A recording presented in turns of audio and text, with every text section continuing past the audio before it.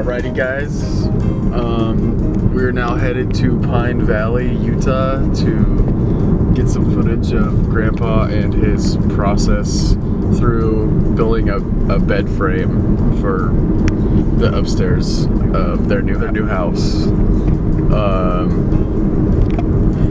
This is my dad.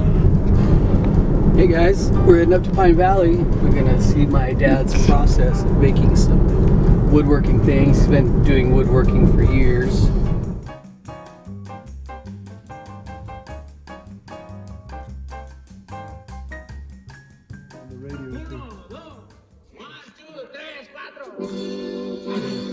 Yeah, so that's now when you play these kinds of songs like this, it puts you back in the way back when you were about your age and I was in the military or whatever, and you're in the barracks or what have you. Mm-hmm. And that was the popular songs back in those days. And so, but that kind of whatever, nice background thing when you're working. Mm-hmm. That kind of thing. That's awesome. Yeah. And hopefully the shop is somewhat organized. A sawmill up in Star Valley, Wyoming. Mm-hmm. I worked up there quite a bit. But what motivated me a lot to do woodwork and things like that is we have a large family. Our first two children were boys, mm-hmm. and so I enjoyed building things for the boys.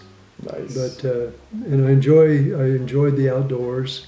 Mm-hmm. And when you build stuff for the outdoors, like a bench or bird houses. Lots of boxes that I had built, things for the porches, just all kinds of stuff. And a lot of things for gifts for people.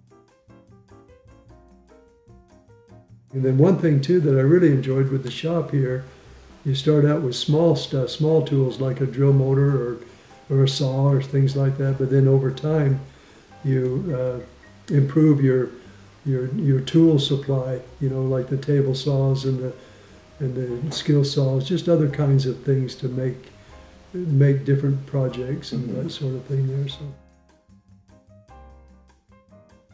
a lot of times my wife will ask me, would you build this? Mm-hmm. Would you build that? And I'm always happy to build something for her. Mm-hmm. I just plain do. It gives me justification to buy new tools. I will say, well, if I'm going to do this, then I need this particular tool to do it right. Okay. In my profession, in the microwave telecommunications world and things like that, we did a lot of mountaintop projects.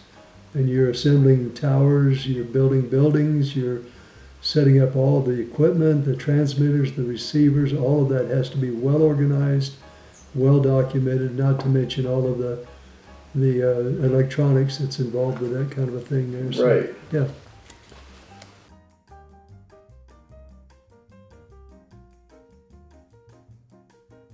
So anyway, on this particular part here, you find these different plans. They're all over. You go online and pick up what you want. And I really enjoyed this one a lot because it was quite involved. But here again, for the grandchildren, the great-grandkids, they come to visit Grandma and Grandpa. So you can do all these kinds of different things. But what I really liked about it, it was very detailed. It had pictorials in it. It had very precise measurements for the legs, for the backs, mm-hmm. for the master, the cuts on it, that sort of thing.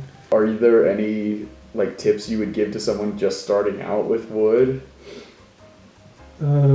Starting out with wood, sharpen your pencil. Seriously.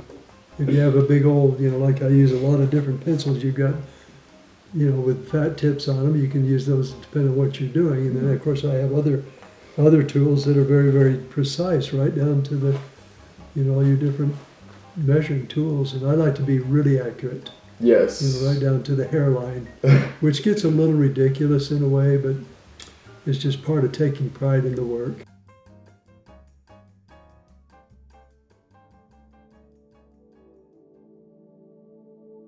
I think one thing that I found interesting, just yesterday, one of our daughters has would be a grandson to her.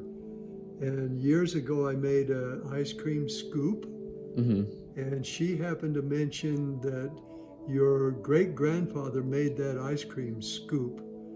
And that little grandson, he was so impressed by that, he kept asking questions. How did he make it? Asking his grandma. And so in posterity's sake, woodwork has been around for years. People, they'll keep an old rocking chair for, 200 or 300 years because so-and-so made it. And, there's things like that. But I like doing stuff for people, and as we mentioned earlier, and it's just fun to do. Especially here in the wintertime, you're pretty much indoors doing what you do, and that helps things to come together. Yeah. Anyway, that's me.